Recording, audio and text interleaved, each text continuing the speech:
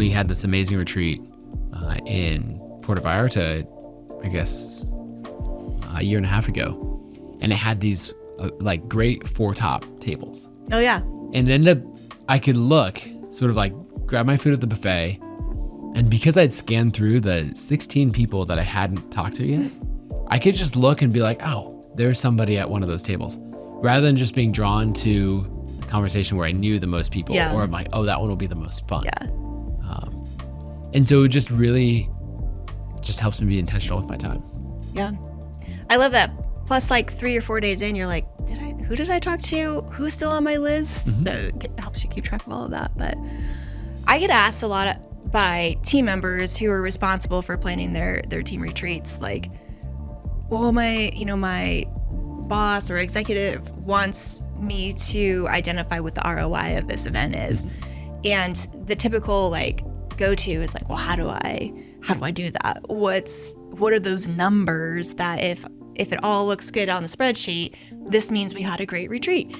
And there's just so many other things to track the ROI that maybe we don't always see from the executive level or from what you're as CEO trying to get from a team retreat. Can you speak to the value of team retreats beyond like checking some boxes? Yeah, so I imagine a machine working, and it's churning along. Oh, I don't know what it's doing, if it's an engine or something else, right? But we've got all the different parts and gears and everything like that. And most machines, or most companies, if they're a machine like that, there's just a lot of friction in all of those interactions, whether it's communication or, these two people don't like each other, and so we've got to work around it in some way or whatever else. And so imagine as that machine just sort of grinding along, and it's just unpleasant and it's not efficient.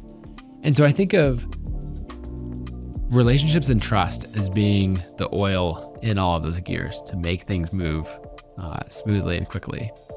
And I think that team retreats are the best way to create those relationships and trust. And so if you're like, well, what's the ROI of it? You're not going to be able to point to like, this project went 17% faster because of this. But it's just like, well, do you want to have a well-oiled machine, or do you want to have one that's just creating all this friction and is ultimately going to, burn up or seize up and fail? And I think that a remote company trying to build a great culture without really intentional team retreats, they're just fighting a losing battle. It's so hard.